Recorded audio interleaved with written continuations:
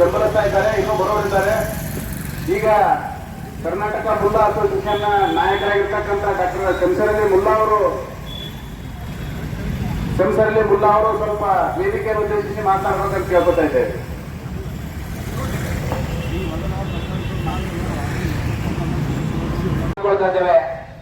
ಅದಕ್ಕೋಸ್ಕರ ಇವತ್ತು ನಿರಂತರ 25 ದಿನಗಳವರೆಗೆ ಇಲ್ಲಿ ದಲಿತ ಸತ್ಯಾಗ್ರಹವನ್ನು ನಡೀತಾ ಇದೆ.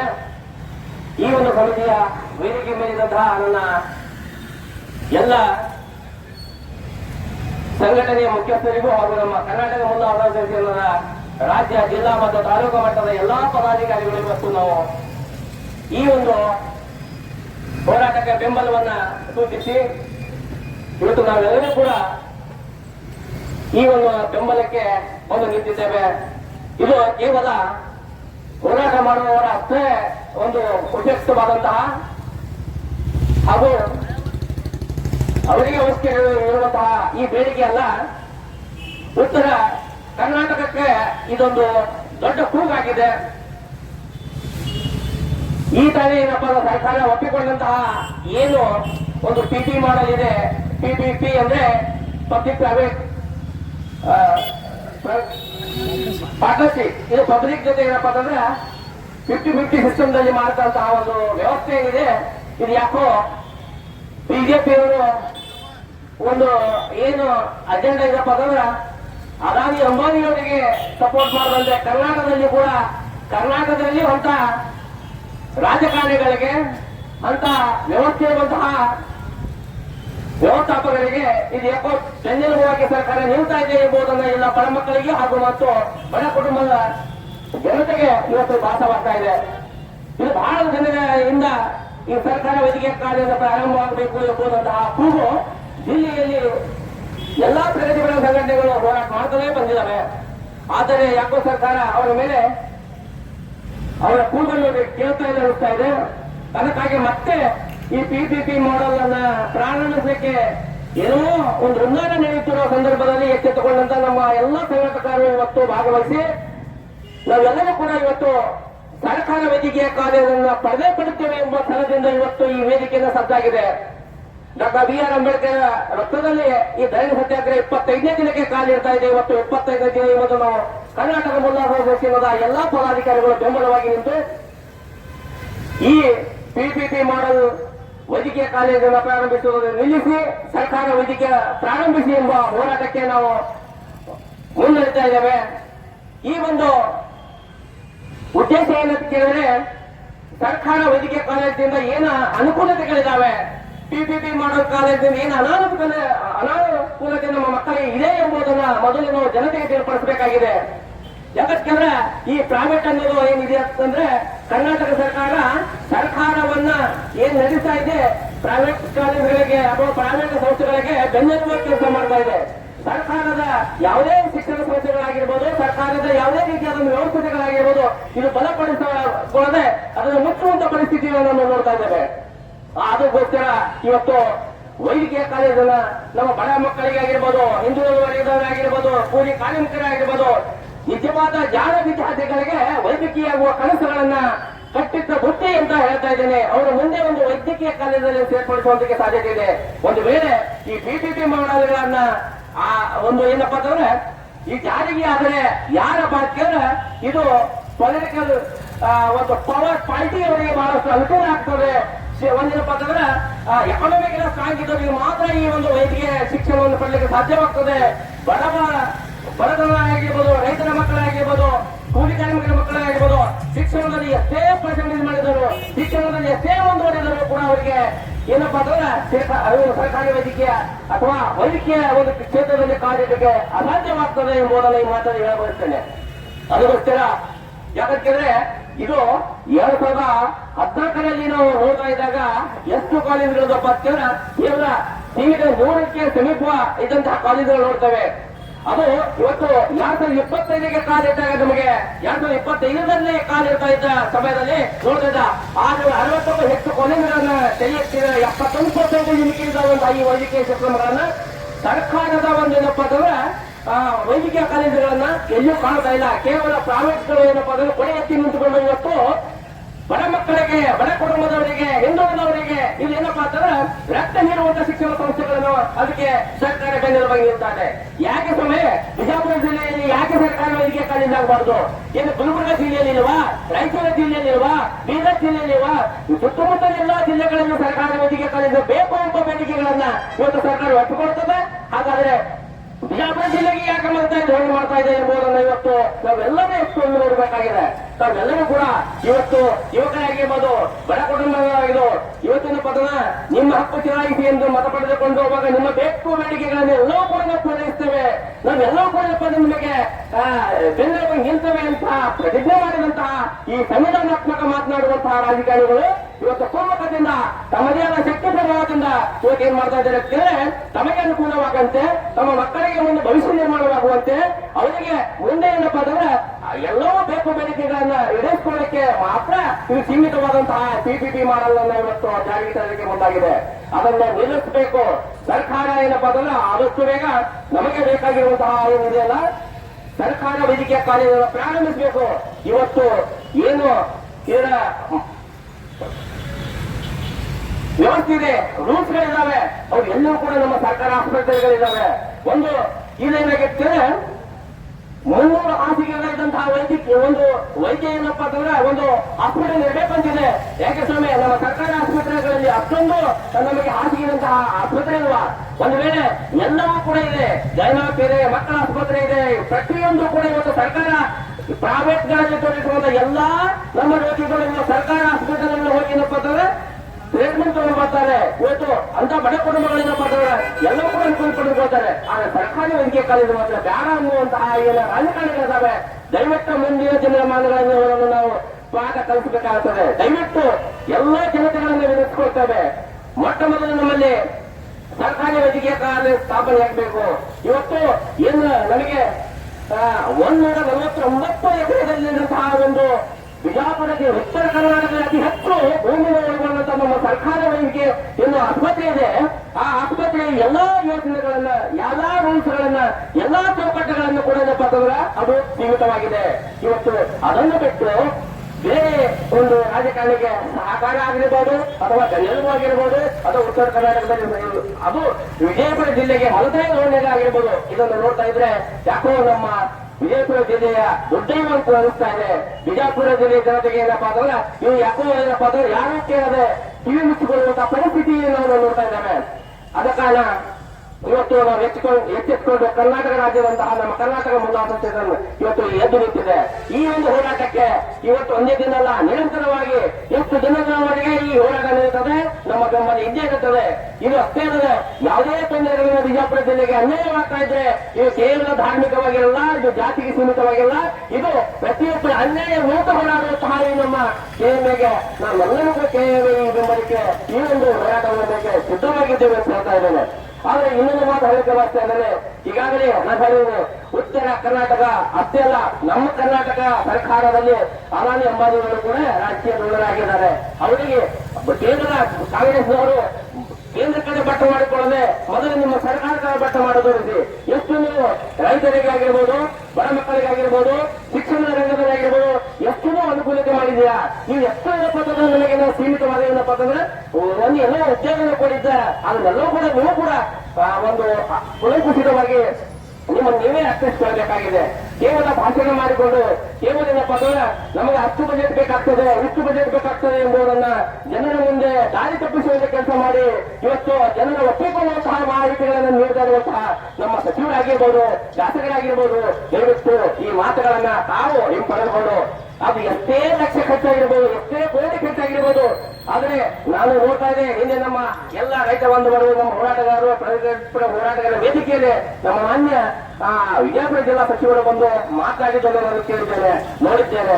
ಯಾಕಂತ ಅದಕ್ಕೆ ಸೀಮಿತವಾದಂತಹ ಒಂದು ಚೌಕಟ್ಟನ್ನು ಹೇಳಿಕೊಟ್ರು, ಇದು ಅಸಾಧ್ಯವಾಗಬಹುದು ಎಂಬುದು.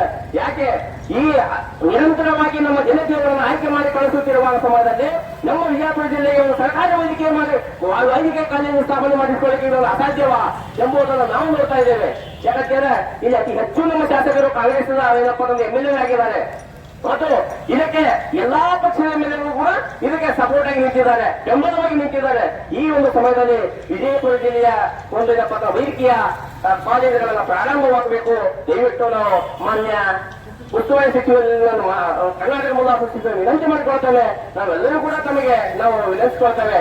ದಯವಿಟ್ಟು ನಿಮ್ಮ ಕೂಗನ್ನ ಕರ್ನಾಟಕ ಸರ್ಕಾರ ಕೇಳ್ತದೆ.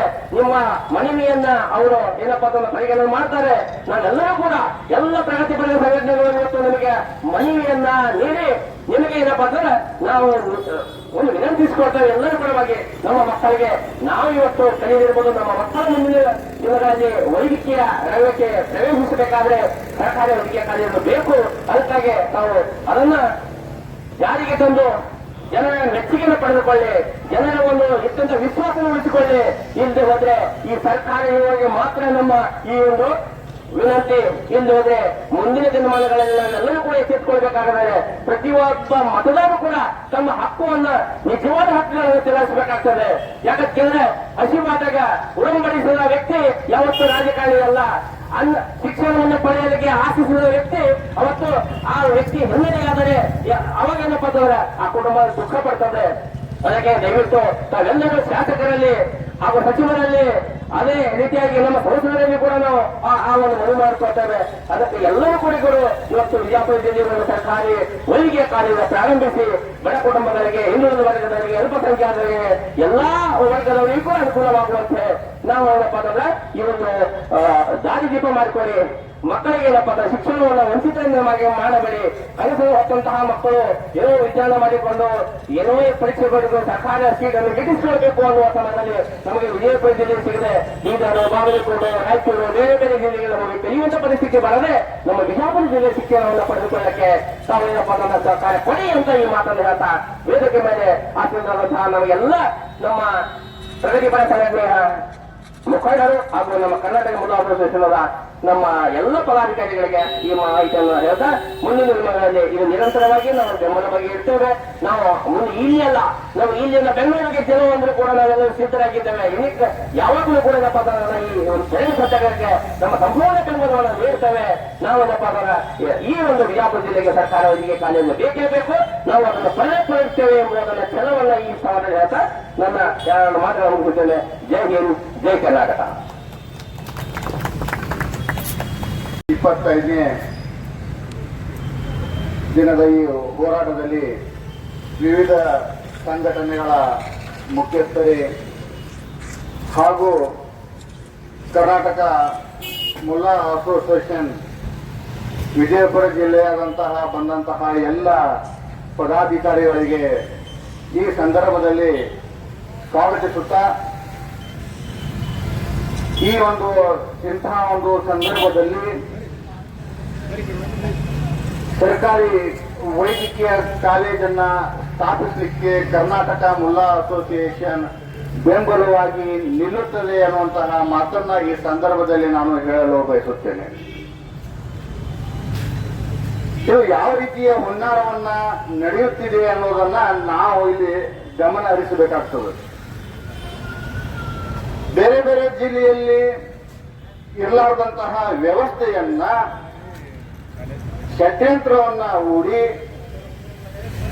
ನಮ್ಮ ಬಿಜಾಪುರ ಜಿಲ್ಲೆಗೆ PPP ಅನ್ನುವಂತಹ ವ್ಯವಸ್ಥೆಯಲ್ಲಿ ಬಿಜಾಪುರ ಜಿಲ್ಲೆಗೆ ಹಿನ್ನಡೆಯನ್ನ ಮಾಡಬೇಕು ಅನ್ನುವಂತಹ ಒಂದು ವಿಶಿಷ್ಟವಾದಂತಹ ಹುನ್ನಾರವನ್ನು ನಡೆದು ವಿಜಯಪುರ ಜಿಲ್ಲೆಗೆ ಸಿಗುವಂತಹ ನ್ಯಾಯವನ್ನ ದೂರ ಇಡಲು ಅನ್ನೋ ಹುನ್ನಾರನ್ನ ಮಾಡ್ತಾ ಇದ್ದಾರೆ ಅಂತ ನಾನು ಹೇಳಿಕೆ ಬರ್ತಾ ಇದ್ದೇನೆ.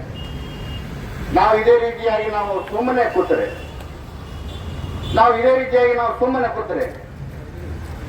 ಬರುವಂತಹ ದಿನಗಳಲ್ಲಿ ಸರ್ಕಾರದಿಂದ ಸಿಗುವಂತಹ ಎಲ್ಲ ಸೌಲಭ್ಯಗಳಿಂದ ನಮ್ಮನ್ನ ದೂರ ಮಾಡ್ತಾರ ಅಂತ ನಾನು ಹೇಳಿಕೆ ಬಯಸ್ತಾ ಇದ್ದೇನೆ.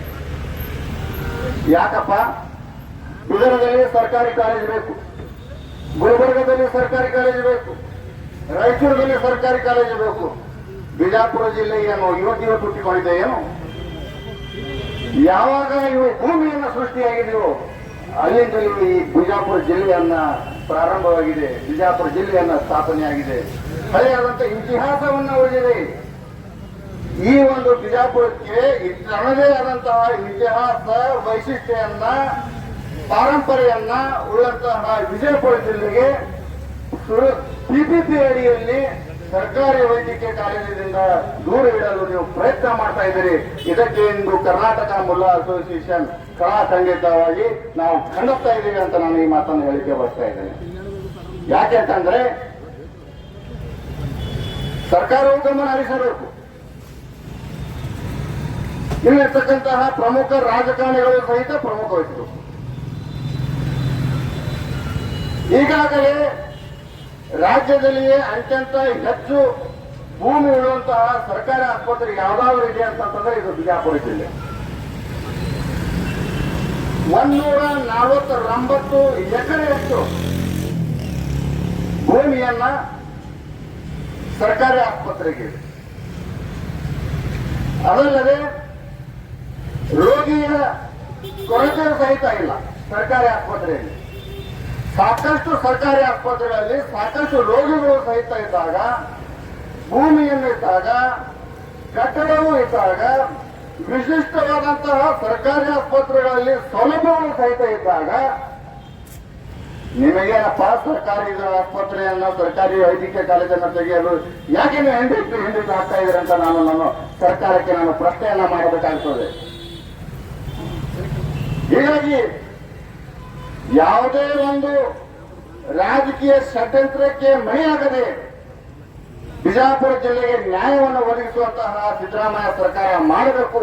ಬಿಜಾಪುರ ಜಿಲ್ಲೆಗೆ ಸರ್ಕಾರಿ ವೈದ್ಯಕೀಯ ಕಾಲೇಜನ್ನು ಪ್ರಾರಂಭ ಆಗಲೇಬೇಕು ಅನ್ನುವಂತಹ ಒಂದು ನಿರ್ಧಾರವನ್ನ ನೀವು ತೆಗೆದುಕೊಂಡಾಗ ಮಾತ್ರ ಈ ಒಂದು ಬಿಜಾಪುರ ಜಿಲ್ಲೆಗೆ ಒಂದು ನ್ಯಾಯವನ್ನ ಒದಗಿಸಿ ಕೊಟ್ಟಂತೆ ಆಗ್ತದ ಅನ್ನುವಂತಹ ಮಾತನ್ನ ನಾನು ಹೇಳಿಕೆ ಬಯಸ್ತಾ ಇದ್ದೇನೆ. ಬಂಧುಗಳೇ, ಈ ಒಂದು ಹೋರಾಟ ನೀವು ಎಲ್ಲಿವರೆಗೂ ನಮಗೆ ನ್ಯಾಯವನ್ನ ಒದಗಿಸುವುದಲ್ಲೋ ಈ ಒಂದು ಹೋರಾಟ ಅನಿರ್ದಿಷ್ಟವಾಗಿ ಹೋರಾಟವನ್ನ ಮುನ್ನಡೆಯುತ್ತಲಿರುತ್ತೆ. ಇದು ಒಂದು ಧ್ವನಿ ಯಾವಾಗಲೂ ನಿಮ್ಮ ಸರ್ಕಾರಕ್ಕೆ ಇರುತ್ತದೆ ಅನ್ನುವಂತಹ ಮಾತನ್ನು ನಾನು ಹೇಳಿಕೆ ಬಯಸ್ತಾ ಇದ್ದೇನೆ. ಮುಂಬರುವಂತಹ ದಿನಗಳಲ್ಲಿ ನಾವು ಇನ್ನೂ ತೀವ್ರವಾಗಿ ಹೋರಾಟವನ್ನ ಮಾಡ್ತೀವಿ ಅನ್ನುವಂತಹ ಮಾತನ್ನ ಹೇಳುತ್ತಾ ನಾನು ಒಂದೆರಡು ಮಾತುಗಳನ್ನ ಮುಗಿಸ್ತೇನೆ. ಧನ್ಯವಾದಗಳು.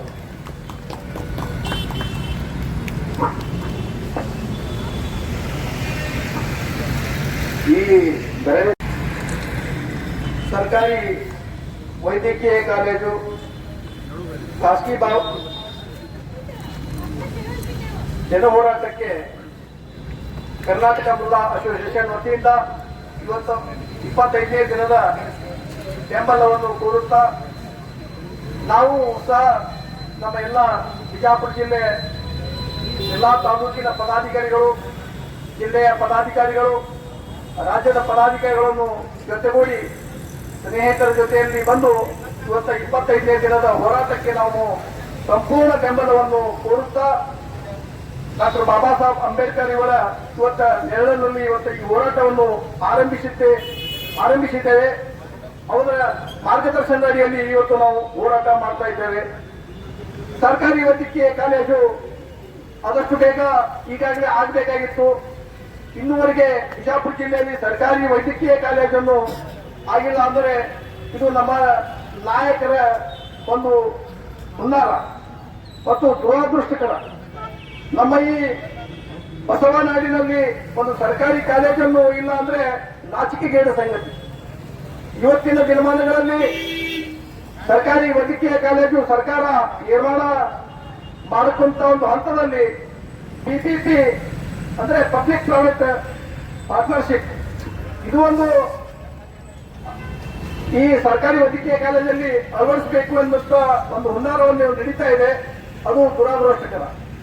ಈಗಾಗಲೇ ನಮ್ಮ ಸರ್ಕಾರಿ ವೈದ್ಯಕೀಯ ಕಾಲೇಜು ಮಾಡಲಿಕ್ಕೆ ಅನುಕೂಲವಾದಂತಹ ಜಮೀನು ಸಹ ಬಿಜಾಪುರ ಜಿಲ್ಲೆಯಲ್ಲಿ ಇದೆ. ಇಂತಹ ಒಂದು ಸರ್ಕಾರಿ ವೈದ್ಯಕೀಯ ಕಾಲೇಜನ್ನು ಅದು ಪಬ್ಲಿಕ್ ಪ್ರೈವೇಟ್ ಒಂದು PPP ಮಾದರಿಯನ್ನು ಅದಕ್ಕೆ ವಿರೋಧ. ಸಂಪೂರ್ಣವಾಗಿ ಸರ್ಕಾರಿ ವೈದ್ಯಕೀಯ ಕಾಲೇಜೇ ಆಗ್ಬೇಕಂತ ನಮ್ಮೆಲ್ಲರ ಹೋರಾಟ ಏನಿದೆ ಅದಕ್ಕೆ ನಮ್ಮ ಕರ್ನಾಟಕ ಮುಲ್ಲಾ ಅಸೋಸಿಯೇಷನ್ ಸಹ ಸಂಪೂರ್ಣ ಬೆಂಬಲವಿದೆ. ಮುಂಬರುವ ದಿನಗಳಲ್ಲಿ ಸಹ ಸಂಪೂರ್ಣವಾಗಿ ಬೆಂಬಲವನ್ನು ಕೊಡ್ತೇವೆ ಅಂತ ಹೇಳಿಕೊಂಡು ನಮ್ಮೆಲ್ಲರಿಗೂ ನಾನು ಈ ಮಾತಾಡಲಿಕ್ಕೆ ಅವಕಾಶ ಕೊಟ್ಟಂತ ಎಲ್ಲರಿಗೂ ಸಹ ಧನ್ಯವಾದಗಳು ಹೇಳ್ತಾ ನನ್ನ ಮಾತುಗಳನ್ನು ಮುಗಿಸ್ತೇನೆ.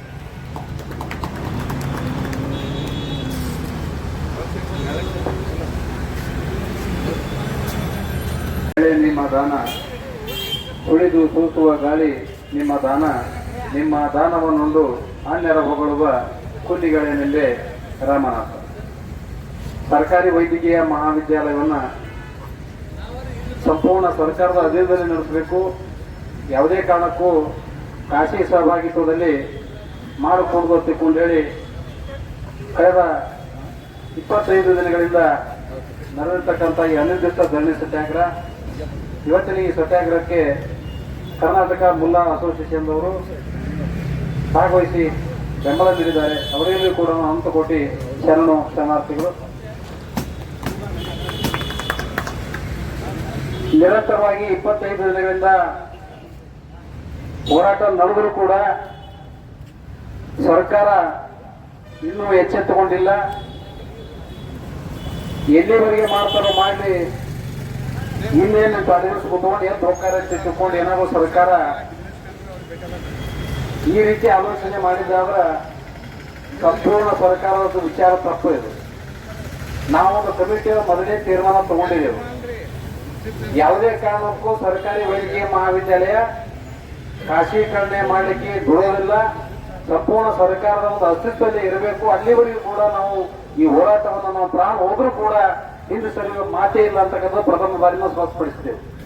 ಮುಂದಾದರೂ ಅಷ್ಟೇ, ಅದೇನಾಗ್ತದೋ ಆಗಲಿ. ಈಗಾಗಲೇ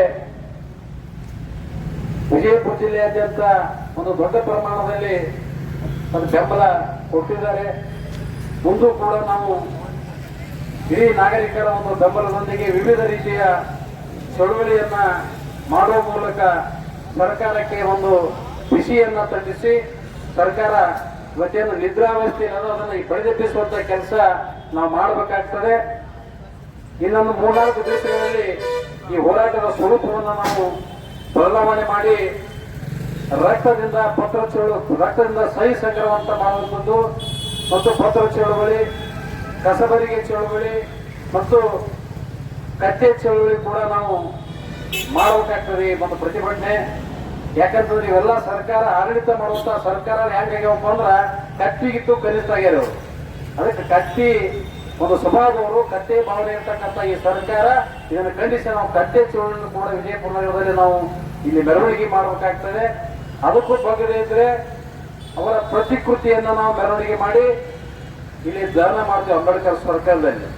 ನಂತರ ನಾವು ವೇದಿಕೆ ಮೇಲೆ ಅವರೊಂದು ಭಾವಪೂರ್ಣ ಶ್ರದ್ಧಾಂಜಲಿ ಮಾಡಿ ಪಿಂಡ ಪ್ರದಾನ ಕಾರ್ಯಕ್ರಮ ಕೂಡ ಮಾಡಬೇಕಾಗ್ತದೆ ವೇದಿಕೆ ಮೇಲೆ. ಅದಕ್ಕೆ ಅವಕಾಶ ಕೊಡಬಾರದು ಸರ್ಕಾರ. ಯಾಕಂದ್ರೆ ಪಿಂಡ ಪ್ರದಾನ ಮಾಡಿದ್ರಂದ್ರೆ ಜನಕ್ಕೂ ಮತ್ತು ನಿಮ್ಗೆ ಸಂಬಂಧ ಇಲ್ಲ, ನೀವು ಜನಪಾಲಿಗೆ ಸತ್ತು ಹೋಗಿರಂತ ಅರ್ಥ ಆಗ್ತದೆ ಸರ್ಕಾರ. ಯಾಕಂದ್ರೆ ಸತ್ತಂತ ಸರ್ಕಾರ, ಯಾಕಂದ್ರೆ ಇವಾಗ ತಲ ಇಲ್ಲ ಕೂಡ ಇಲ್ಲ, ನರ ಸತ್ತಂತ ಸರ್ಕಾರಗಳಿವೆಲ್ಲ. 25 ದಿವಸ ಕುತ್ಕೊಂಡ್ರು ಸಹಿತ ನಿಮ್ಗ ಕಿವಿ ಕೇಳಂಗಿಲ್ಲ, ಏನ್ ಕಣ್ಣಿಲ್ಲ ನಿಮಗ. ಇಡೀ ಮಾಧ್ಯಮದ ಮುಖಾಂತರ ಈಗಾಗಲೇ ಸರ್ಕಾರ ಗಮನಕ್ಕೆ ಬಂದದ, ಮುಖ್ಯಮಂತ್ರಿಗೂ ಬಂದದ, ವೈದ್ಯಕೀಯ ಶಿಕ್ಷಣ ಸಚಿವರಿಗೂ ಕೂಡ ಬಂದಿದೆ. ಏನ್ ಎಲ್ಲಿತನ ನೀವು ಇಲ್ಲಿ ಮಾಡ್ತಾನ ಅಸೋತಕ್ಕಿರಿ? ಏನು ವಿಜಯಪುರ ಜಿಲ್ಲೆ ಜನರನ್ನು ನೀವೇ ಬ್ಯಾಡೋ ಹೆಂಗೋ? ಏನ್ ಅನ್ಯಾಯ ಮಾಡಿದ್ರೆ ವಿಜಯಪುರ ಜಿಲ್ಲೆ ಜನರು ನಿಮ್ಗೆ ಓಟ್ ಹಾಕಿ ಆರಿಸಿ ಕಳಿಸಿ ನಿಮ್ಗೆ ಅಧಿಕಾರ ಕೊಟ್ಟಿದ್ದೆ ತಪ್ಪದ ಹೆಂಗೋ? ಒಬ್ಬ ಜಿಲ್ಲಾ ಉಸ್ತುವಾರಿ ಸಚಿವರು ಇದ್ದೀರಿ, ಒಬ್ಬರು ಹಾವೇರಿ ಜಿಲ್ಲಾ ಸಚಿವರು, ನಮ್ಮ ಬಾಗೇವಾಡಿ ಮತಕ್ಷೇತ್ರದ ಶಾಸಕರು, ಉಳಿದಂತ 8 ಸಚಿವರು, 8 ಶಾಸಕರಿದ್ದೀರಿ. ಅಲ್ಲೊಬ್ಬ ಸಂಸದರು ಸಾಮೂಹಿಕವಾಗಿ ರಾಜೀನಾಮೆ ಕೊಡ್ತೀನಿ ಅಂತಕ್ಕಂಥ ಒಂದು ಬೆದರಿಕೆ ಯಾಕೆ ಹಾಕೋದಲ್ಲ ನೀವು? ಇದನ್ನ ಯಾಕೆ ಮಾಡ್ಬೇಕು ಕೇಳ್ತೀರಿ? ನೀವು ಅಧಿಕಾರ ಕೊಟ್ರೆ ನಾವ್ಯಾಕೆ ಬಿಟ್ಟು ಕೊಡೋಣ ಅಂತೇಳಿ. ಜಿಲ್ಲೆಯ ಜನರಿಗೆ ಇವತ್ತು ಅನ್ಯಾಯ ಆಗ್ತದಂತಂದ್ರೆ ನಿಮ್ಗೆ ಅಧಿಕಾರ ಮುಖ್ಯ ಅಲ್ಲ. ಜನಕ್ಕೆ ಯಾವಾಗ ಸರ್ಕಾರ ಅನ್ಯಾಯ ಮಾಡ್ತದೆ, ನಿಮ್ಮದೇ ಸರ್ಕಾರ ಇರಲ್ಲಕ್ಕ, ಆ ಜನರು ಬಿಟ್ಟದಿರಿ ನೀವು. ಸರ್ಕಾರ ವಿರುದ್ಧ ನಾವು ಹೆಂಗ್ ಮಾತಾಡೋದು, ನಾವು ಹೆಂಗ್ ರಾಜೀನಾಮೆ ಕೊಡೋದು ಅಂತಂದ್ರೆ ಜನ ಅಧಿಕಾರ ಕೊಟ್ಟಾರ ನಿಮಗ. ಜನ ಹಿತಕ್ಕಾಗಿ ನಿಮ್ಮ ಅಧಿಕಾರ ತ್ಯಾಗ ಮಾಡ್ರಿ. ಜನ ಯಾವಾಗಲೂ ನಿಮ್ ನಿಂದಿರ್ತಾರ. ಜನ ಮುಖ್ಯ ಹೊರತಾಗಿ ನಿಮ್ಮ ಅಧಿಕಾರ ಮುಖ್ಯ ಅಲ್ಲ. ಅಧಿಕಾರ ಕೊಟ್ಟವರು ಜನ ಮನಸ್ಸು ಮಾಡಿದ್ರೆ ನಿಮಗೆ ಮುಂದಾದ್ರೂ ಕೂಡ ನಿಮ್ಗೆ ಅಧಿಕಾರ ಕೊಡ್ತಾರ. ಅದನ್ನ ಅರ್ಥ ಮಾಡ್ಕೋರಿ. ಈ ಬಂದಂತ ಅಧಿಕಾರ ನಾವು ಹೆಂಗ್ ಮಂತ್ರಿ ಕಳ್ಕೊಳ್ಳೋದು, ನಮ್ಮ ಒಳ್ಳೆ ಜೀವನದಾಗ ಸಿಗಂಗೆ ಇಲ್ಲ. ಜನ ಮನಸ್ಸು ಮಾಡಿದ್ರೆ ನಿಮ್ಮನ್ನ ಅಧಿಕಾರ ಕೊಡೋದು ಜನರ ಕೈಯಾಗದ. ಒಳ್ಳೆ ಕೆಲಸ ಮಾಡಿದ್ರೆ ಜನ ನಿಮ್ಗ ಖಂಡಿತ ನೀವು ಮತ ಹಾಕಿ MLA ಮಾಡ್ತಾರ, ಮುಂದೆ ಮಂತ್ರಿ ಆಗ್ತೀರಿ. ಅದೆಲ್ಲ ನೀವು ಬಿಡ್ರಿ. ಅಧಿಕಾರ ಶಾಶ್ವತ ಅಲ್ಲ. ಜನ ಹಿತ, ಜನಕ್ಕೆ ಒಳ್ಳೇದ ಮಾಡೋದು ಅದು ನಿಮ್ಗೆ ಶಾಶ್ವತವಾಗಿ ಒಂದು ಕೀರ್ತಿ ಉಳಿತದ. ಅದನ್ನ ಮಾಡುವಂತ ಕೆಲಸ ಮಾಡ್ರಿ ನೀವು. ಯಾಕೆ ಪದೇ ಇವತ್ತು ಸರ್ಕಾರ ವಿಜಯಪುರ ಜಿಲ್ಲೆಗೆ ಅನ್ಯಾಯ ಮಾಡ್ಕೋತಾನೆ ಬಂದಿರಿ. ಇದು ಒಂದೇ ವಿಷಯ ಅಂತಲ್ಲ, ಪ್ರತಿಯೊಂದು ವಿಷಯದಲ್ಲಿಯೂ ಕೂಡ ನಾವು ವಿಜಯಪುರ ಜಿಲ್ಲೆ ಜನರಿಗೆ ಅನ್ಯಾಯ ಮಾಡ್ಕೋತಾನೆ ಬಂದಿದ್ದೀರಿ. ಅದೇ ಇವತ್ತು ಪಕ್ಕದ ಜಿಲ್ಲೆ ಬಾಗಲಕೋಟೆಗೆ 450 ಕೋಟಿ ಕೊಟ್ಟಿರಿ. ಇವತ್ತು ಬೆಳಕಿನ ಹಳ್ಳಿಗೆ ಒಬ್ಬರು ಮಾಹಿತಿ ಬಂತು, ನಿಜವಾಗಿಯೂ ನಮ್ಮ ಬಾಗಲಕೋಟೆಗೆ ಸರ್ಕಾರಿ ವೈದ್ಯಕೀಯ ಮಹಾವಿದ್ಯಾಲಯ ಅವಶ್ಯಕತೆ ಇಲ್ಲ, ಇದ್ದಂತ ಸರ್ಕಾರಿ ದವಾಖಾನೆ ಒಂದು ಪೇಷಂಟ್ ಇಲ್ಲ ಸರಿಯಾಗಿ, ಅದು ಮಾಡದೇ ತಪ್ಪು ಅಂತ ಹೇಳಿದ್ರು. ಬಿಜಾಪುರಕ್ಕೆ ಆಗಬೇಕಾಗಿತ್ತು, ಯಾಕಂದ್ರೆ ಇಡೀ ದೇಶದಲ್ಲಿನೇ ಪ್ರತಿಷ್ಠಿತ ಸರ್ಕಾರಿ ಜಿಲ್ಲಾ ಆಸ್ಪತ್ರೆ ಇದೆ, ಅಲ್ಲಿ ಯಾಕೆ ಇದು ಸರ್ಕಾರ ಮಾಡಿಲ್ಲ, ಬಾಗಲಕೋಟೆಗೆ ಅವಶ್ಯಕತೆ ಇರಲಿಲ್ಲ ಆದ್ರೂ ಮಾಡಿದಾರ. ಅಲ್ಲಿ ಲೋಕಲ್ ಮಾಜಿ ಶಾಸಕರು ವಿರೋಧ ಮಾಡಿದ್ರ ಮಾಡಬೇಡ್ರಿ ಅಂತ ತಿಳ್ಕೊಂಡು, ಯಾಕಂದ್ರೆ ಅವ್ರು ದೊಡ್ಡ ದೊಡ್ಡ ಸಂಸ್ಥೆ ಅದಾವು, ಅವ್ರಿಗೆ ಹಿನ್ನಡೆ ಆಕೈತಿ, ಅವ್ರಿಗೆ ಲಾಭ ಆಗಲ್ಲ ತಿಳ್ಕೊಂಡು ಅವರು ಅದನ್ನ ವಿರೋಧ ಮಾಡಿದ್ರು ಕೂಡ ಅಲ್ಲಿ ಸ್ಥಳೀಯ ಶಾಸಕರು ಎಸ್.ವೈ. ಮೇಟಿ ಅವರು ಹಟ್ಟಿಗೆ ಬಿದ್ದಲ್ಲಿ ಸರ್ಕಾರಿ ವೈದ್ಯಕೀಯ ಮಹಾವಿದ್ಯಾಲಯವನ್ನ ಮಂಜೂರು ಮಾಡ್ಕೊಂಡ್ಬಂದು 450 ಕೋಟಿಯನ್ನು ಕೂಡ ಅಲ್ಲಿ ತಂದಿದ್ದಾರೆ. ಇವತ್ತು ನಮ್ಮ ಜಿಲ್ಲೆಯ ಶಾಸಕರಿಗೆ ಏನಾಗಿದೆ, ಇವರಿಗೆ ಯಾಕೆ ಇಷ್ಟೊಂದು ಜನರಿಗೆ ನೀವು ದ್ವೇಷ ಮಾಡ್ತಾ ಇದ್ದೀರಿ? ನಿಮ್ಗೆ ಓಟ್ ಹಾಕಿ ಆಸ್ ಕಳಿಸಿದ್ರೆ ತಪ್ಪೋ ಹೆಂಗೋ? ನಂಬಿ ಓಟ್ ಹಾಕ್ಯಾರ, ನೀವು ಈ ರೀತಿ ಕುತ್ತಿ ಕೊಯ್ತಾರಂತ ಅನ್ಕೊಂಡಿರಲಿಲ್ಲ ಜನ. ಈ ಕುತ್ತಿ ಕೊಯ್ಯ ಕೆಲಸ ಬಿಡ್ಬೇಕಿದು. 25 ದಿನಗಳಿಂದ ಇವತ್ತು ನಿರಂತರವಾಗಿ ಧರಣಿ ಮಾಡ್ತಾರಂತಂದ್ರೆ ಸ್ವಲ್ಪ ಮನುಷ್ಯತ್ವ ಇಲ್ಲ ನಿಮ್ಮ ಹತ್ರ. ಏನ್ ಕೆಲಸ ಇಲ್ಲ, ಕೂತಾರ ಇವೇ ಬೇರೆ ಏನೋ ಕೆಲಸ ಇಲ್ಲ ತಿಳ್ಕೊಂಡು ಹೇಳಿ ತಿಳ್ಕೊಂಡಿರೇನು? ಅವ್ರಿಗೆ ಸಂಸಾರ ಅದ, ಕೂತಾರ ಹೆಣ್ರು ಮಕ್ಕಳು ಅದಾರ, ದೊಡ್ಡ ಜವಾಬ್ದಾರಿ ಅದ. ಅವ್ರು ಇಲ್ಲಿ ನಿರಂತರ ಯಾಕೆ ಹೋರಾಟ ಮಾಡ್ತಾ ಇದಾರೆ ಅಂದ್ರೆ ಜನತೆಗೆ ಅನ್ಯಾಯ ಆಗ್ತದೆ. ಇಲ್ಲಿ ಬಡ ಮಕ್ಕಳಿಗೆ ಇವತ್ತು ಶಿಕ್ಷಣದ ವಂಚಿತರಾಗ್ತದೆ, ಖಾಸಗಿ ಸಹಭಾಗಿತ್ವದ. ಇವತ್ತು ಕೋಟಿ ಕೋಟಿ ಹಣ ಇದ್ದವರು ನಿಮ್ಮಂತ ಒಬ್ಬ ಮಂತ್ರಿ MLA ಗಳ ಮಕ್ಕಳು, ನೀವು ಎಂತೆಂತ ದೊಡ್ಡ ದೊಡ್ಡ ಸಂಸ್ಥೆದಾಗ ನೀವು ಕೋಟಿ ರೊಕ್ಕ ಕಲ್ಸಾಕ ಕೊಟ್ಟು ಕಲ್ಸಾಕ ನಿಮಗೆ ಯೋಗ್ಯತೆ ಅದ. ಯಾಕಂದ್ರೆ ದುಡ್ಡು ನೀವು ಬೆವರು ಸೂಸ್ ದುಡ್ದಿಲ್ಲ, ಕೃಷಿ ಮಾಡಿ ದುಡ್ದಿಲ್ಲ ನೀವು. ಯಾಕಂದ್ರೆ ದುಡ್ಡು ಆರಾಮಿ ದುಡ್ಡು ಗಳಿಸಿರಲ್ಲ, ಜನಕ್ಕೆ ಮೋಸ ಮಾಡಿ ಕೋಟಿ ರೊಕ್ಕ ಕೊಡ್ತೀರಿ, ನಿಮಗೆ ಅವಶ್ಯಕತೆ ಇಲ್ಲ. ಆ ಕಡು ಬಡವರು ರೈತರ ಮಕ್ಕಳು ಅಲ್ಲಿನೂ ಸಾಕಷ್ಟು ವಿದ್ಯಾವಂತರಿರ್ತಾರ, ಮೆಡಿಕಲ್ ಓದ್ಬೇಕಂತಕ್ಕಂಥ ಹಂಬಲ ಇರ್ತದ, ಹೆಚ್ಚಿನ ಒಂದು ಮಾರ್ಕ್ಸ್ ತೊಗೊಂಡಿರ್ತಾರ. ಆದ್ರೆ ಇವತ್ತ ಖಾಸಗಿ ಸಹಭಾಗಿತ್ವ ಮಾಡಿದ್ರೆ ಅಲ್ಲಿ ಕೂಡ ಮತ್ತೆ ದುಡ್ಡು ಕೊಡಬೇಕಾಗ್ತದೆ. ಆ ದುಡ್ಡನ್ನು ಎಲ್ಲಿ ಕೊಡ್ಬೇಕು? ಪಾಪ ವಿದ್ಯಾವಂತ ವಿದ್ಯಾರ್ಥಿ ವಿದ್ಯೆ ಸಾಕಷ್ಟು ಇದ್ರೂ ಕೂಡ ಅವ ಹಣಕ್ಕಾಗಿ ಇವತ್ತು ಅವ ಶಿಕ್ಷಣವನ್ನು ಮಟ್ಟುಗೊಳಿಸುವಂತ ಪರಿಸ್ಥಿತಿ ಬರ್ತದ. ಆ ಕಾರಣಕ್ಕಾಗಿ ಇವತ್ತು ನಾವು ಏನ್ ಖಾಸಗಿ ಸಹಭಾಗಿತ್ವದಲ್ಲಿ ಮಾಡತಕ್ಕಂಥ ನಿರ್ಣಯ ಅನ್ನೋದು ಸರ್ಕಾರ ಇದು ಸಂಪೂರ್ಣ ತಪ್ಪಾಗಿರ್ತಕ್ಕಂಥದ್ದು. ಇದನ್ನು ಕೂಡಲೇ ಸರ್ಕಾರ ತಕ್ಕೋಬೇಕು. ತಕ್ಕೊಂಡು ಇಲ್ಲ ಇದು ನಾವು ಸಂಪೂರ್ಣ ಸರ್ಕಾರದ ಒಂದು ಅಸ್ತಿತ್ವದಲ್ಲಿ ನಡೆಸ್ತೇವೆ, ಯಾವುದೇ ಕಾರಣಕ್ಕೂ ನಾವು PPP ಮಾಡುವುದಿಲ್ಲ ಅಂತಕ್ಕಂಥದ್ದನ್ನ ಸ್ಪಷ್ಟವಾಗಿ ನಿರ್ಧಾರ ತಗೊಂಡ್ರ ಸರಿ. ಇಲ್ಲೇ ಇದ್ರ ನಾವು ಹೋರಾಟದ ಸ್ವರೂಪವನ್ನ ಅನಿವಾರ್ಯವಾಗಿ ಬದಲಾವಣೆ ಮಾಡಬೇಕಾಗ್ತದೆ. ಪ್ರತಿ ಹಳ್ಳಿಗಳಲ್ಲಿ ಕೂಡ ಜಾಗೃತರಾಗಿದ್ದಾರೆ, ಜಾಗೃತವನ್ನು ಮಾಡಿದೆವು. ಪ್ರತಿಯೊಂದು ತಾಲೂಕಲ್ಲಿ ಕೂಡ ಈಗ ನಾವು ಚಳವಳಿ ಮಾಡಿ ಮನವಿಯನ್ನು ಕೊಡುವಂತ ಕೆಲಸ ನಾವು ಮಾಡ್ತಾ ಇದ್ದೇವೆ. ಎಲ್ಲರಿಗೂ ಇವತ್ತು ಆಕ್ರೋಶ ಇವತ್ತ ಹೋಗಲೆತ್ತದ. ಇಷ್ಟೊಂದು ನಮಗೆ ಅನ್ಯಾಯ ಮಾಡಕತ್ತ ಸರ್ಕಾರ, ಇದನ್ನು ಬಿಡುವುದೇ ಬೇಡ. ಇವತ್ತು ನಮ್ಮ ಪ್ರಾಣ ಹೋದ್ರೂ ಚಿಂತೆ ಇಲ್ಲ, ನಾವು ಧರಣಿ ಸರಿಯೇ ಬೇಡ ಅಂತಕ್ಕಂಥ ಒಂದು ನಿರ್ಣಯವನ್ನ ಜಿಲ್ಲೆಯ ಜನರು ಈಗಾಗಲೇ ತೆಗೆದುಕೊಂಡಿದ್ದಾಗಿದೆ. ಅದಕ್ಕಿಂತ ಮುಂಚೆ ಸರ್ಕಾರ ಬುದ್ಧಿ ಕಲಿತು ಇಲ್ಲಿವರೆಗೆ ವಿಳಂಬ ಮಾಡಿ ಹೋರಾಟಗಾರರಿಗೆ ನಾವು ಸತಾಯಿಸಿದ್ದು ತಪ್ಪಾಗ್ಯದ, ಕೂಡ ನಾವು ನಿರ್ಣಯ ತಗೋತೀವಿ ತಿಳ್ಕೊಂಡು ಇಲ್ಲಿ ಸ್ಪಷ್ಟವಾದಂತ ಆದೇಶವನ್ನು ಹೊರಡಿಸಿದ್ರೆ ಮಾತ್ರ ಈ ಹೋರಾಟಕ್ಕೆ ನಾವು ತಾರ್ಕಿಕ ಅಂತ್ಯವನ್ನ ಕಾಣಿಸ್ತೇವೆ. ಇಲ್ಲೇ ಹೋದ್ರೆ ಹೋರಾಟಗಾರರ ಒಂದು ತಾಳ್ಮೆ ಅಥವಾ ಇರುವಲ್ಲಿ ಏನ್ ತಾಕತ್ತದ ನೋಡೋಣ, ಏಸನ ಕೂಡ್ತಾರಂತ ಏನಾದರೂ ನೀವು ಹಿಂದೆ ಹಾಕಿದ್ದೆ ಆದ್ರೆ ನಾವು ಇಲ್ಲಿ ಕೂಡಬೇಕಾದ್ರ ನಾವೆಲ್ಲ ಮನೆಗೆ ಹೇಳಿ ಬಂದಿದ್ದೆವು. ಜೀವಂತ ಬಂದ್ರೆ ನಿಮ್ಮ ಮಕ್ಕಳು, ಇಲ್ಲಪ್ಪ ನಮ್ಮ ಸ್ಮಶಾನ ಹೋಗಿ ಸುಟ್ಟು ಬಿಡ ಅಂತ ಹೇಳಿದೆವು. ಇದು ಶತಸಿದ್ಧ. ಇದು ಆ ಹೋರಾಟ ಮಾಡ್ಬೇಕಾದ್ರೆ ಕಾನೂನು ಚೌಕಟ್ಟಲ್ಲೇ ಮಾಡ್ತೇವೆ, ಕಾನೂನು ಬಿಟ್ಟು ಹೋರಾಟ ಮಾಡಂಗಿಲ್ಲ. ಅಗತ್ಯ ಇದ್ರೆ ಆಮೂನು ಸಚಿವರು ಕೂಡ್ತೇವೆ, ಅವಾಗ ನೋಡೋಣ ಸರ್ಕಾರದ ಮಾಡುತ್ತನವನ್ನು ನಾವು ಪರೀಕ್ಷೆ ಮಾಡ್ತೇವೆ. ತಿಳಿದು ಹೋಗ್ಲಿ. ಯಾಕಂತಂದ್ರೆ ಇದು ಬಸವಣ್ಣನವರು ನಾಡು. ಇದು ಯಾವುದೇನೋ ಐತಿಕರ ಘಟನೆ ಅವಕಾಶ ಕೊಡಂಗಿಲ್ಲ. ತತ್ವ ಸಿದ್ಧಾಂತ ತಳೆಯದ ಮೇಲಿಂದ ಅಂಬೇಡ್ಕರ್, ಬುದ್ಧ, ಬಸವ, ಗಾಂಧಿಯವರು ಯಾವ ರೀತಿ ಹೋರಾಟದ ಮಾರ್ಗವನ್ನು ಕಲಿಸಿಕೊಟ್ಟಿದ್ದಾರೆ, ಅದೇ ಒಂದು ಮಾರ್ಗದಲ್ಲಿ ಹೋರಾಟ ಮಾಡಿ ಇದನ್ನು ಗೆದ್ದೇ ತೋರಿಸ್ತೇವಂತ ಮಾತನ್ನ ಈ ಸಂದರ್ಭದಲ್ಲಿ ನಾನು ಹೇಳ್ತೇನೆ. ಇಡೀ ಜಿಲ್ಲೆಯ ಜನರು ಕೂಡ ಎಚ್ಚೆತ್ತುಕೊಂಡಿದ್ದಾರೆ. ದಿನೇ ದಿನೇ ಎಲ್ಲ ಸಂಘಟನೆಗಳು ಕೂಡ ಇದಕ್ಕೆ ಬೆಂಬಲ ಕೊಡ್ತಾ ಇದ್ದಾರೆ. ಇಷ್ಟಕ್ಕೆ ಅರ್ಥಕೊಂಡು ಜಿಲ್ಲೆಯ ಎಲ್ಲ ಶಾಸಕರು ಒಂದಾಗಿ ಇಲ್ಲಿ ಜಾತಿ ಪಕ್ಷ ಭೇದ ಮರೆತು ಇನ್ನೊಬ್ಬ ಮಂತ್ರಿಗೆ ವಿರೋಧ ಮಾಡುವಂತ ದೃಷ್ಟಿಕೋನ ಇಟ್ಟುಕೊಂಡು ಇದನ್ನು ಮಾಡಿದ್ರೆ ಮತ್ತೊಬ್ಬರಿಗೆ ಕ್ರೆಡಿಟ್ ಹೋಗ್ತದ, ಬೇಡ ತಿಳ್ಕೊಂಡು ಇನ್ನೊಬ್ಬರಿಗೆ ಲಾಭ ಮಾಡಿಕೊಡಕ್ ನೀವು ಹೋದ್ರ ನಾಳೆ ಕೆಟ್ಟಾಕಿರಿ. ಜಿಲ್ಲೆಯಲ್ಲಿ ನೀವು ಮನಿ ಬಿಟ್ಟು ಹೊರಗೆ ರಸ್ತೆ ಮೇಲೆ ತಿರುಗಾಡೋದು ಹೊಚ್ಚ ಹೋಗ್ತೈತಿ. ನೀವೇನೋ ತಿಳ್ಕೊಂಡ್ಬೇಕು. ಹಿಂದೆ ನಮ್ಮಿಂದ ಪೊಲೀಸ್ ಇಲಾಖೆ ಇರ್ತದ, ಎಸ್ಕಾಟ್ ಇರ್ತದ, ಯಾರೇನ್ ಮಾಡ್ತಾರ ತಿಳ್ಕೊಂಡು ಜನಶಕ್ತಿ ಮುಂದ ನಿಮ್ಮ ಅಧಿಕಾರ ಶಕ್ತಿ ದೊಡ್ಡದಲ್ಲ. ಇದನ್ನ ಈ ಭದ್ರತೆಯನ್ನು ಬೇಯಿಸಿ ಆದರೂ ಕೂಡ ನಿಮ್ಮನ್ನ ಗೆರಹಾಕುವಂತ ಕೆಲಸ ಮಾಡಬೇಕಾಗ್ತದೆ. ಇಂಥವಾಗ ಅವಕಾಶ ಕೊಡದೇನೆ ಮಾನವೀಯತೆ ಇಟ್ಕೊಂಡು ಮನುಷ್ಯತ್ವ ಅನ್ನೋದು ಕಳ್ಕೊಬೇಡ್ರಿ ದಯಮಾಡಿ. ಯಾಕಂತಂದ್ರ ಓಟ್ ಹಾಕೋ ಟೈಮ್ನಾಗ ಇಲೆಕ್ಷನ್ ಬಂದ ಓಟ್ ಹಾಕಿ ಎಷ್ಟ ಮಳ್ಳಿ ತರ ನಾಟಕ ಮಾಡ್ಕೊಂಡು ಬರ್ತೀರಿ ಹಳ್ಳಿಯೊಳಗ, ಕಾರ್ ಹಿಡ್ಕೊತೀರಿ. ಇಲ್ಲಿ ಸಲದ ಆಸೆ ಆಮಿಷಗಳನ್ನ ಒಡ್ಡಿ ಬಹಳ ಗುಳುಗುಳು ಮಾತು ಹೇಳಿ ಅವ್ರು ನಂಬಿಸಿ ಓಟ್ ತಗೊಂಡು ನಂತರ ಕುಟೀಕುವಂತ ಕೆಲಸ ಮಾಡ್ತಿರ್ಲಪ್ಪ.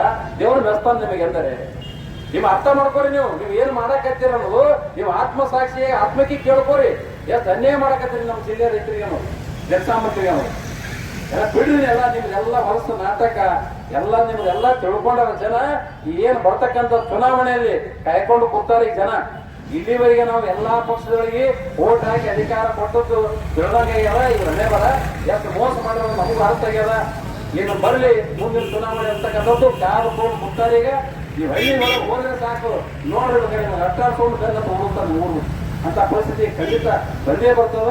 ಅದನ್ನ ತಲುಗೊಡದೇನೆ ಈಗಿನ ಶಾನ್ಯರಾಗ್ರಿ ನೀವು ಏನು ಮಾಡಿರಿ ತಪ್ಪಿಂದ ಇನ್ನರೇ ತಿದ್ದುಕೊಳ್ಳುವಂತ ಕೆಲಸ ಮಾಡಬೇಕು. ತಪ್ಪು ಮಾಡೋದು ಸಹಜ ಇರ್ತವೆ ಮನುಷ್ಯ ಆಗಿಂದ. ತಿಳಿದು ಮಾಡಿರೋ ತಿಳಿಯದೆ ಮಾಡಿರೋ ಮಾಡಿರಿ ಹೊಟ್ಟೆ. ಇನ್ನು ಮುಂದೆ ಆ ತಪ್ಪು ಮಾಡಬೇಡ್ರಿ. ಇನ್ನು ತಿದ್ದುಕೊಂಡು ಒಳ್ಳೆಯವರಾಗಿ ಹೌದಪ್ಪ ಜನ ನಮಗ ಒಳ್ಳೆ ಮತವನ್ನು ಕೊಟ್ಟು ಇವತ್ತು ಅಧಿಕಾರ ಕೊಟ್ಟಿದ್ದಾರೆ, ನಾವು ಇಲ್ಲಿವರೆಗೂ ಕೂಡ ಜನ ವಿರೋಧಿ ಕೆಲಸ ಮಾಡಿವೆ, ಜನಕ್ಕೆ ಹಲವನ್ನು ಕೆಲಸ ಮಾಡೇವು, ಇನ್ನರೇ ಒಳ್ಳೇದಾಗ್ತೇವಪ್ಪ ಆಗ್ತೇವಪ್ಪ ನಾವು ಈ ಸಮಾಜಕ್ಕೆ ಒಳ್ಳೇದು ಮಾಡ್ತೇವೆ ತಿಳ್ಕೊಂಡು ನಿಮ್ಮಷ್ಟಕ್ಕೆ ನೀವು ಅವಲೋಕನ ಮಾಡ್ಕೋರಿ ಆತ್ಮಕ್ಕ. ಅದಕ್ಕೆ ಯಾಕೆ ಮನೆ ಒಂದು ಕಡೆ ಹೇಳಿದ್ರು, ಹಿಂದಿನ ಜನ್ಮವೇನಾದರಾಗಲಿ ಇನ್ನು ಕರುಣಿಸ ಚೆನ್ನ ಮಲ್ಲಿಕಾರ್ಜುನ. ಹಿಂದೆ ನೀವು ಏನ್ ತಪ್ಪು ಮಾಡಿರೋ, ಯಾರು ಮನಿ ಮುರಿದಿರೋ, ಸಮಾಜ ಹಾಳು ಮಾಡಿರೋ, ಏನ್ ಮಾಡಿರೋ ಮಾಡಿರಿ, ಇನ್ನು ಮುಂದೆ ಒಳ್ಳೇದಾಗಿ ಬದುಕಿರ್ತೇವೆ ಅಕ್ಕ ಮಾದೇ ಹೇಳಿದ್ರು. ಅಂತಂದ್ರೆ ಸ್ವಲ್ಪ ಸಿದ್ಧಾಂತಗಳು ಅಳವಡಿಸೋರಿ. ಅಂದ್ರೆ ನಿಮ್ಮಲ್ಲಿ ಆಸೆ ಆಮಿಷ ಏನ್ ಗಳಿಸಬೇಕನ್ನೋದು ದುರಾಸೆ ಅದ ಹೋಗ್ತೈತಿ. ಏನು ಗಳಿಸಿಟ್ರು ಎಲ್ಲ ಇಲ್ಲೇ ಬಿಟ್ಟು ಹೋಗೋದು. ಏನೇನೋ ಒಂದು ಪೈಸ ಹೋಗಂಗಿಲ್ಲ, ದೊಡ್ಡ ದೊಡ್ಡ ಬಂಗ್ಲೆ ತಗೊಳಂಗ ಹೋಗಂಗಿಲ್ಲ. ಏನ್ ಸಾಹಿತ್ಯ ತಗೊಂಡಿರ್ತಾರಲ್ಲ ಕಳತನ ಮಾಡಿ ಅದೇನು ತಗೊಳಂಗಿಲ್ಲ. ನಿಮ್ಮಲ್ಲಿ ಬರೋದು ಒಳ್ಳೇದು ಕೆಟ್ಟದ್ದು ಎರಡೇ ಬರ್ತದ. ಅದಕ್ಕೆ ಸತ್ತ ನಂತರ 4 ಜನ ಒಳ್ಳೆಯವ್ರ ಜೊತೆಗೆ ಮಾತಾಡಿ ನಿಮ್ಗೆ ಅದೇ ದೊಡ್ಡ ಸಿಕ್ಕಂಗ